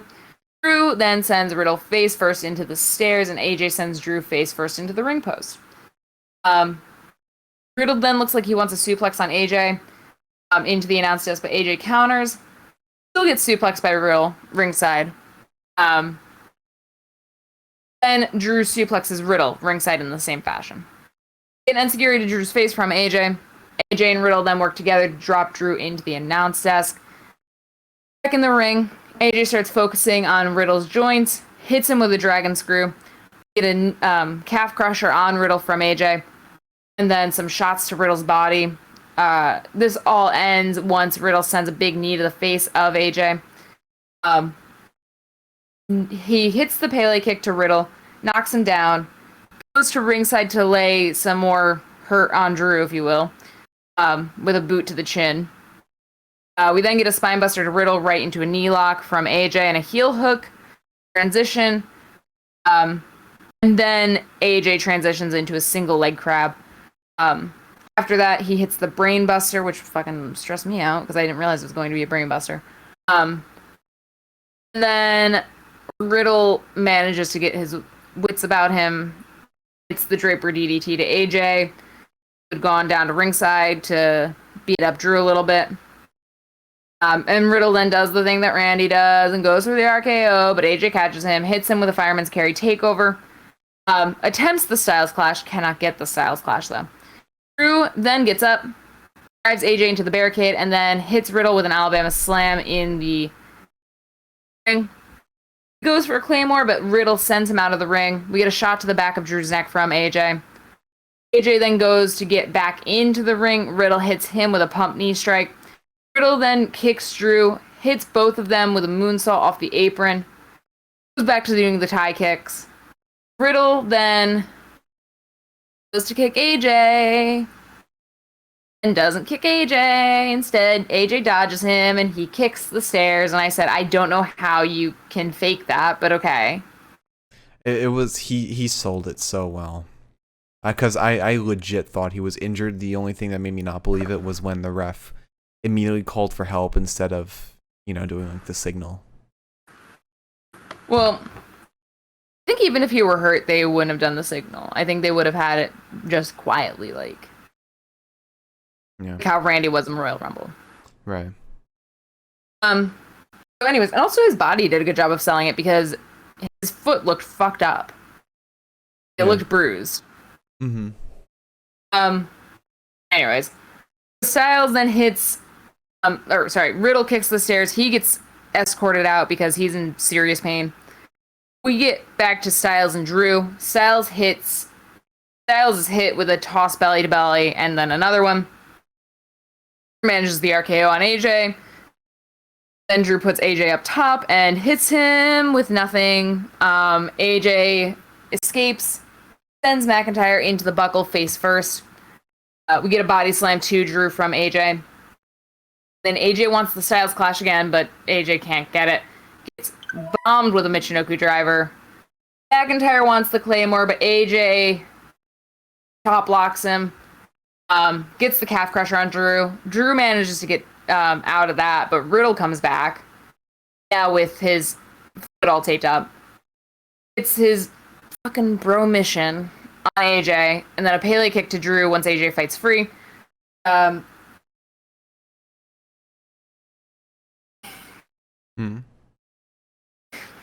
The last note was I was trying to type out what was happening. I wrote RKO and then Drew won.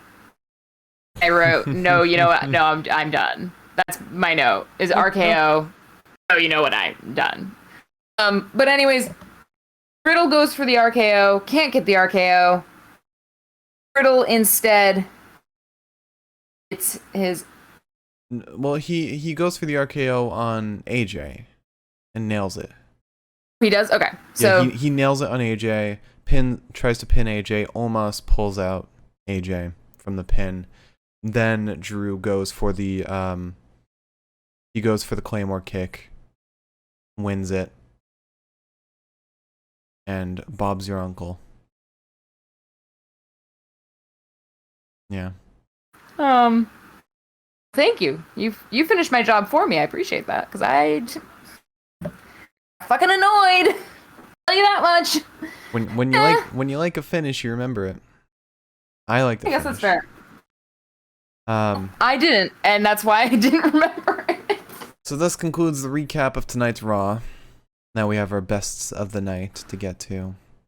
Yeehaw! I will say this will be a difficult best of the night for the most part.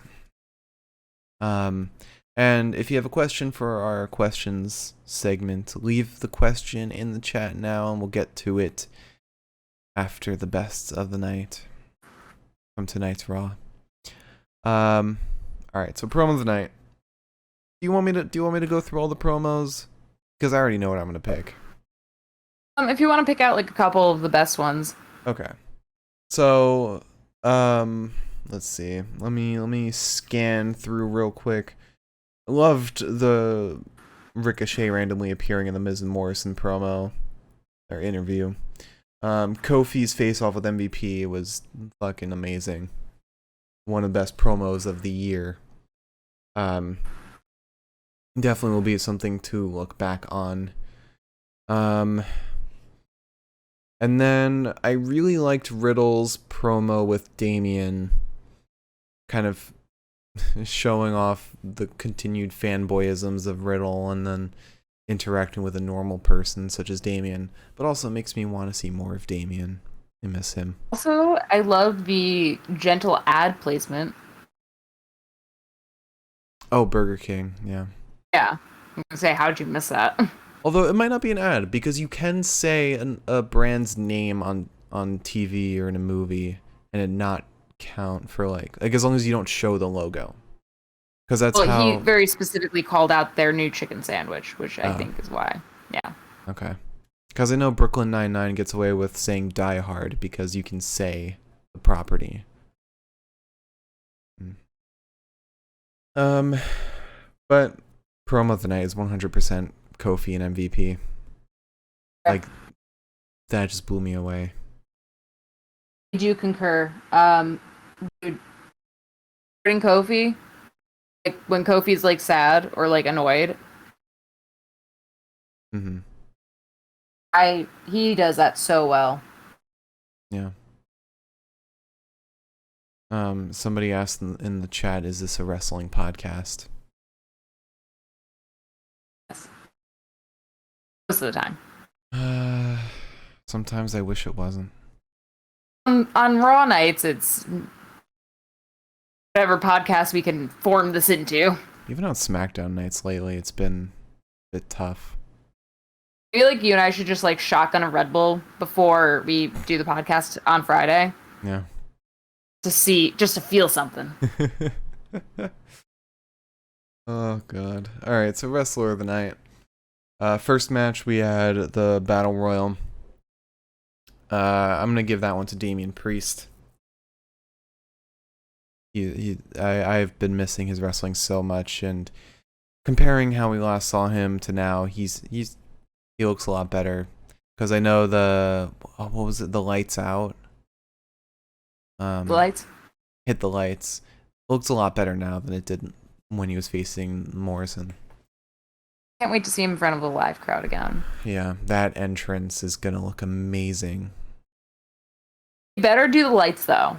Yeah. I want one full One spotlight. Damian Priest. Yeah.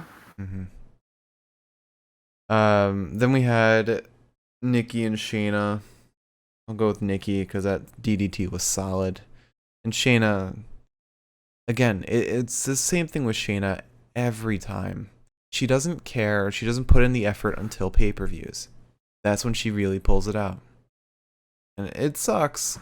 But I guess if you're put in the position that she's in, it's hard to find the motivation. When you're given such shitty storylines, such shitty booking. You're treated like shit. Again, the whole Bliss Cross reunion that we're getting is like very strange to me. Yeah. Yeah. Don't know what to make of it. I think it's just a coincidence. I mean, I hope we get like Alexa Bliss versus Nikki Cross again, like kind of crossing these two new gimmicks. Crossing? Carrying crossing. Cross? Sorry, Carrying crossing. ashing. Yeah, please. We can't say cross anymore. Too close to carrying cross. Confuse the viewers. Then we get Naomi and Asuka versus Eva Marie and Doudrop. I'm gonna go with Doudrop. I don't recognize that name. Piper Drop. Oh, fine. I hope she just goes, but like if she can't have Piper because of Roddy Piper, I hope she goes by Niven. Niven would be fine. Cool. Yeah. Yeah, I'm going with Doudrop. She laid on a lot of offense. Only one who comes close is like Naomi, but again, this was supposed to be a squash match, which fucking sucks.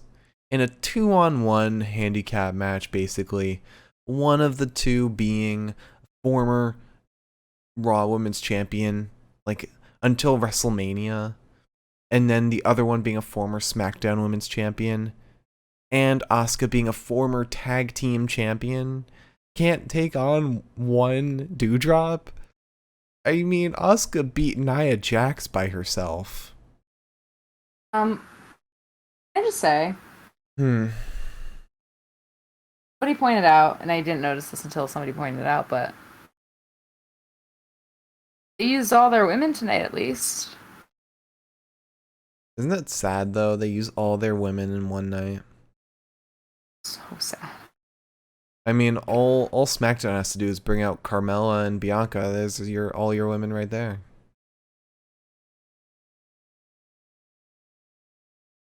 And Bailey. Is Sasha Banks coming back? Probably not. She'll probably refuse to get vaccinated and just not Think show they're gonna up. require that? I have a feeling if they're going on the road, yeah. Because I think this is Vince. I don't think this is Vince making the decisions. This is probably like Nick Khan making this decision. Or the establishments that they're going to. Yeah. Which I think is why a lot of places are being avoided, I guess. It's like they're not going to California. They're not going to New York for this first leg of the tour. Mm-hmm.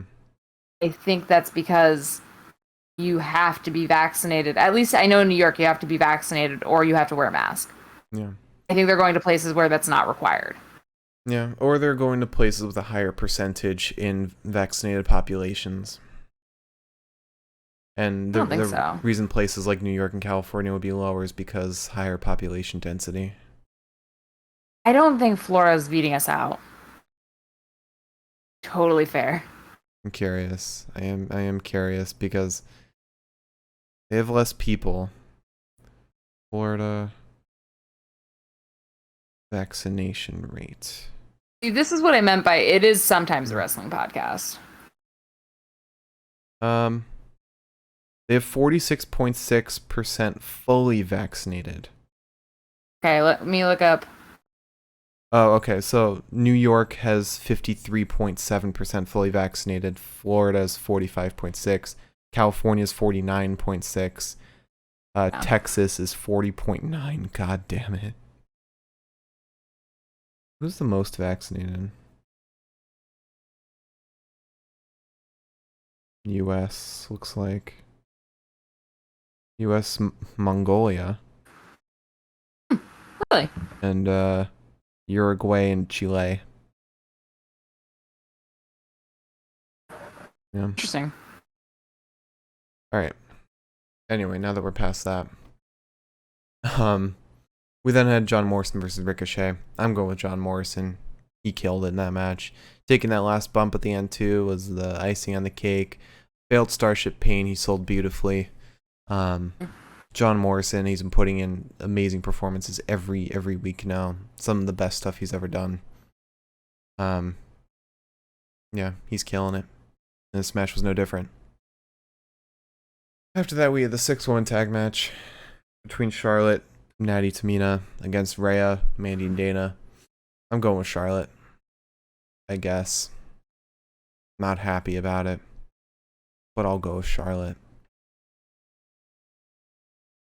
Then we had AJ versus Drew McIntyre versus Riddle for the last spot. Or not the last spot, but last chance qualifier for Money in the Bank. I'm going with AJ. AJ with the brainbuster on Drew was so impressive. That fucking burning hammer he did on Riddle. The commentary didn't even know what it was. That was amazing. Yeah.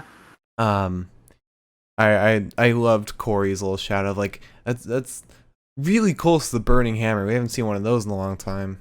I'm always surprised at how well educated Corey is with just like the small details in wrestling.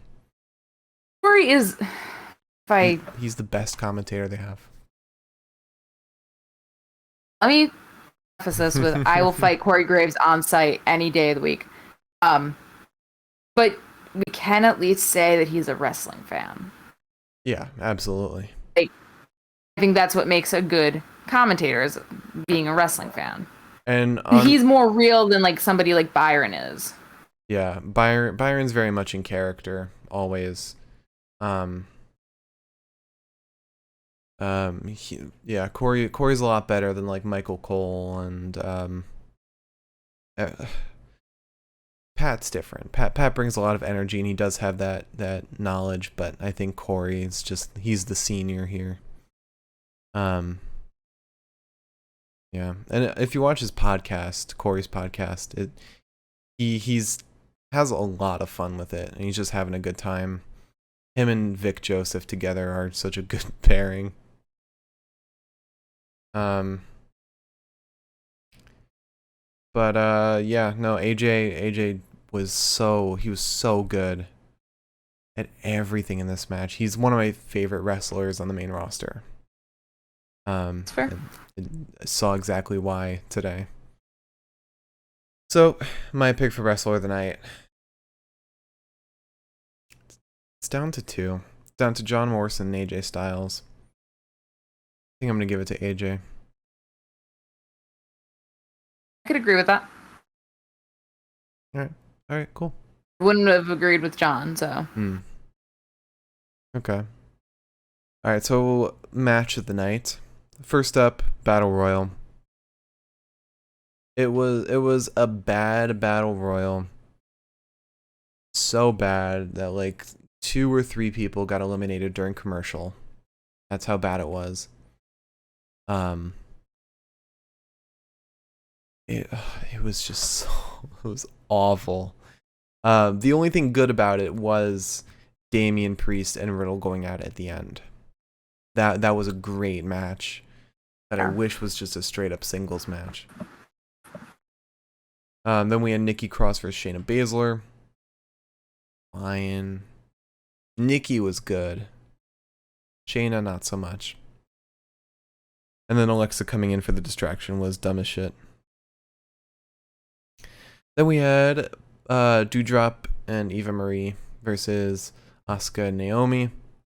It's a squash match, but I'm glad we're getting more story progression with Piper and Eva. Yeah. But how dare they continue this disrespect on Asuka and Naomi? It's awful.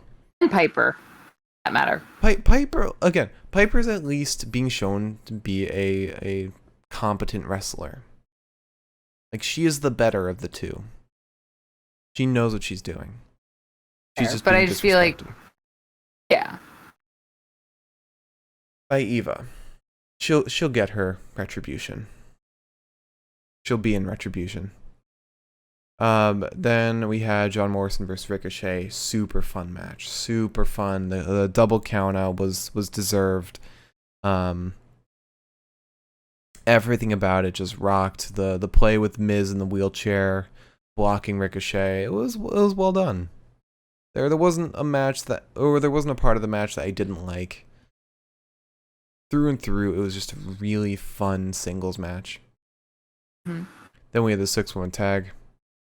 Not very fun. I don't know. I enjoyed watching Charlotte and Natty and Tamina. The other half, not so much. And it just confused me. Yeah. Like, I'm trying to figure out who the fucking heel team is. Always Charlotte. Very difficult. The thing is, like, my personal perception, I was like, well, Mandy and Dana are kind of being assholes, so... Mandy and Dana were assholes from the beginning. Yeah. and Rhea is no saint. Then finally we had the triple threat. Last chance triple threat between Drew, AJ, and Riddle. This was a ton of fun. I mean, this match throughout its entirety was just a banger. And then Riddle coming in at the end. I didn't expect him to come out. I know you did. For like that signature Randy Orton sneak away. But I thought it was well done. And the fact that he didn't get the win made it even better. Because it made it less expected. AJ was protected. Drew, I'm excited to see how he is in the Money in the Bank ladder match. I think he'll be good because it seems like he's the biggest guy there so far. Right? Yeah, because it's Morrison, Ricochet, Big E.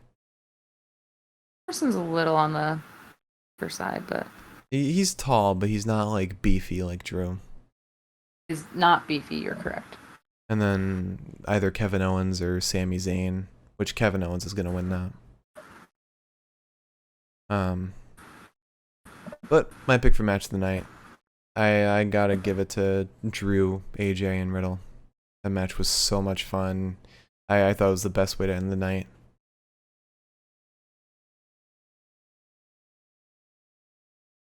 I love watching the gears turn.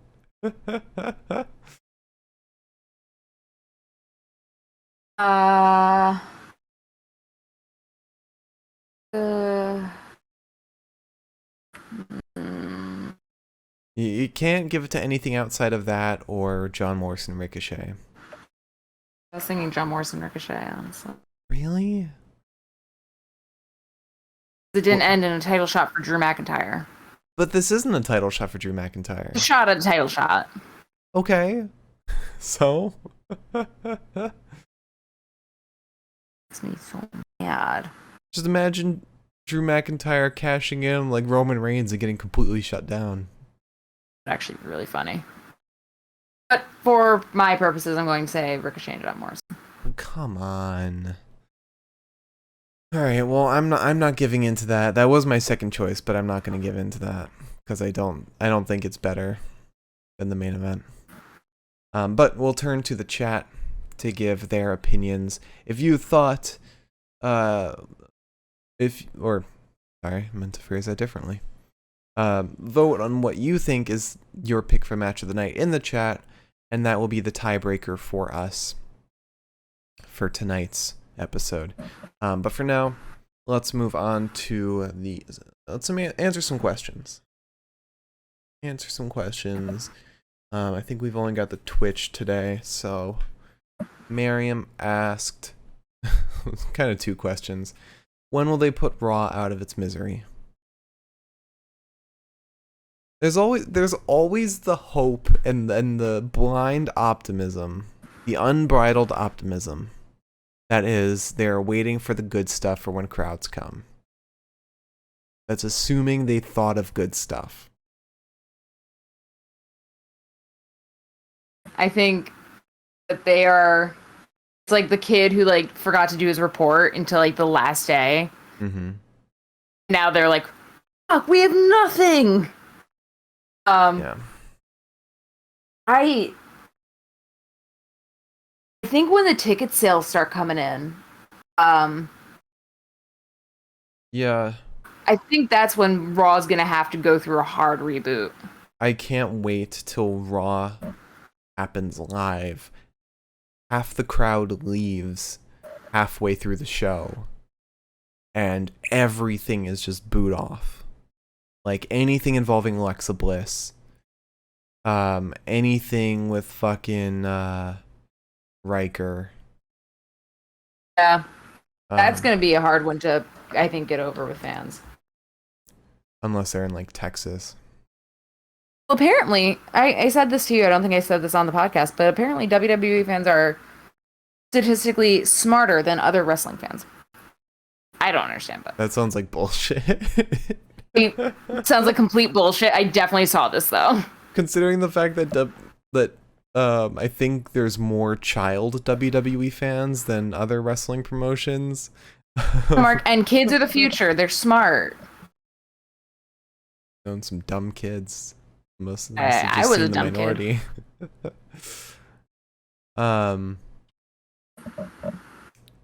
But yeah, no, I don't. I think the only thing they could do to really improve it immediately is get rid of that 3-hour runtime. Yeah. Instantly. You need to cut it down. Yeah, instantly with that 3 hours, you got a better show. Instantly.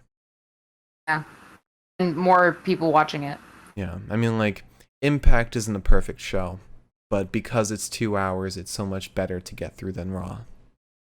Yeah. Same with NXT UK is by far not a perfect show, but it's 1 hour, so it's easy to get through. Yeah. I'm shocked that USA has not done anything yet. Yeah. I'm genuinely shocked. Like, they are giving WWE pass after pass. It's their commercial time slot. It's the time slot where they can run lots of commercials.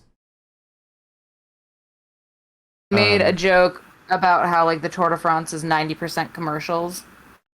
It's just like watching Raw. It's like they come back from commercial, they talk about the race, they don't show me the race. Then we go back to commercial, and that's how Raw is. They come back from commercial, they show me the people walking out, then they don't show me a match. And it's like, yep. And then Miriam also asked, who on Raw has your favorite gear for the night? Just for tonight. for the night.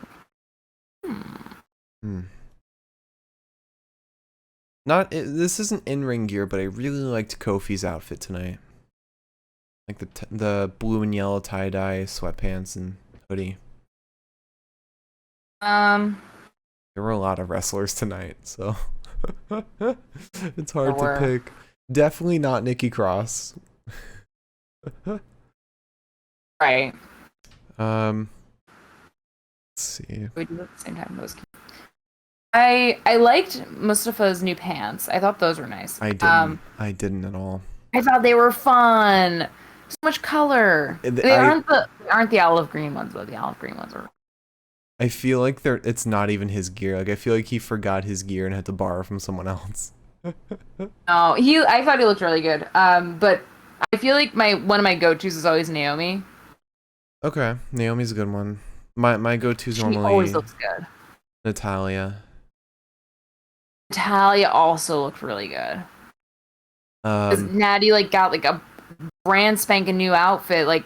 What was it, a couple months ago? And she's just been doing iterations of that, but it looks so cool. Yeah. I think I would say Naomi or Natty. Trying to look back at who wrestled today. Not Shayna. There's a lot. Damian Priest is up there. Not Eric, not Ivar, not Truth, not Jeff, not Angel.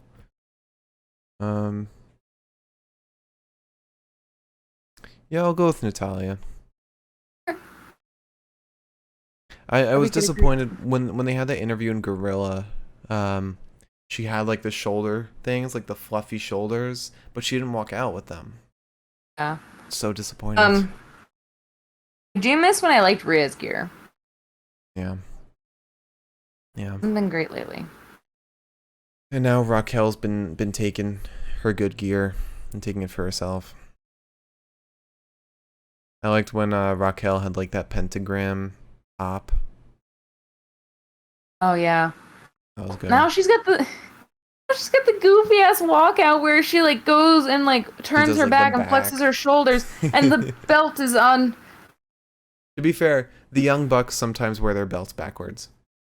Yeah, but that's the Young Bucks, okay? They also wear earrings that clip onto their hats. That's just gives me so much anxiety. That's just Nick. Okay. It stressed me out because all I could think of was oh my god, someone tugged on that. Just accidentally taking off the hat. Taking it off, throwing it.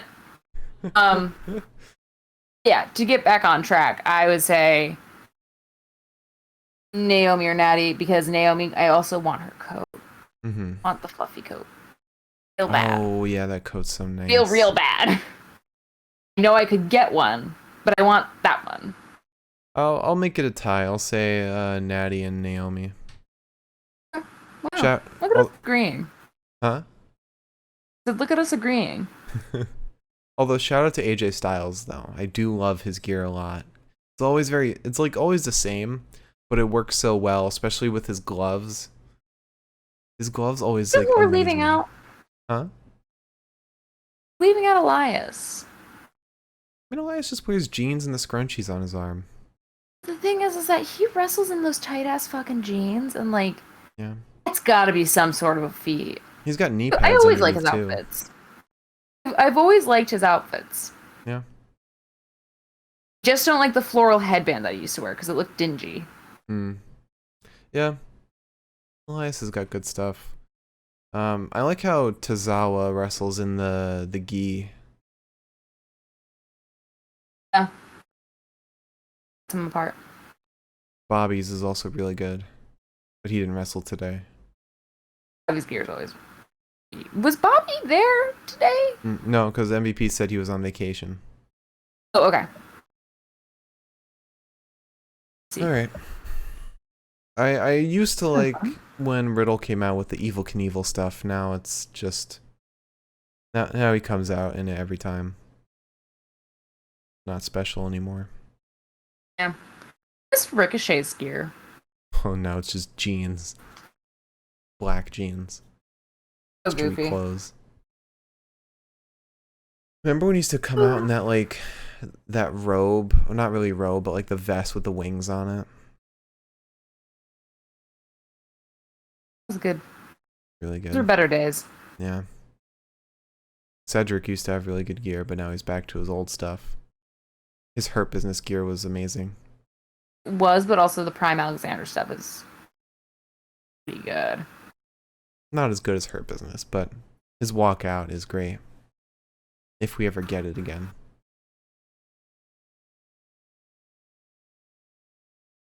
Alright, you want to close out the show? I'd love to. If you were watching with us if you watched us tonight, thank you. You're watching with us tonight. You were in our living room. If you were somehow with us. under our futon. God, don't remind everyone we have a futon. For much longer. If you tuned in tonight, thank you so much. And if you tuned in the future, thank you so much. Happy July 4th. Yes. Stop setting off fireworks for the love of fucking God. Please tune in tomorrow for our NXT podcast. Get over there. Did the podcast freeze? Going through, I was going through my whole shtick. Trying to look on the.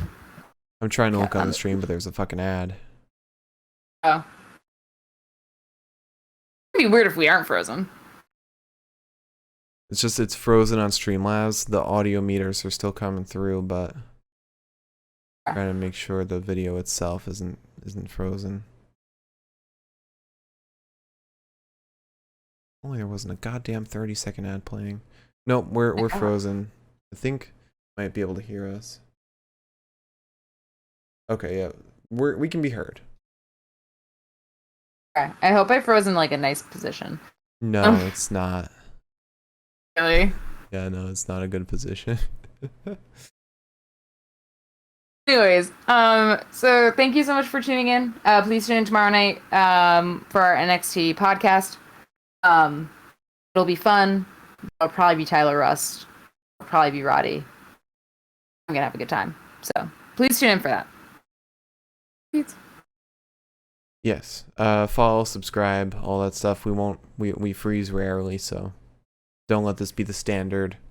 Our YouTube is the Pinfall Podcast. Our Twitter's at Pinfall Podcast. My Twitter is at the Mark Cameron. Liz is at Eliza Elaine23. And we'll see you tomorrow for NXT. Bye.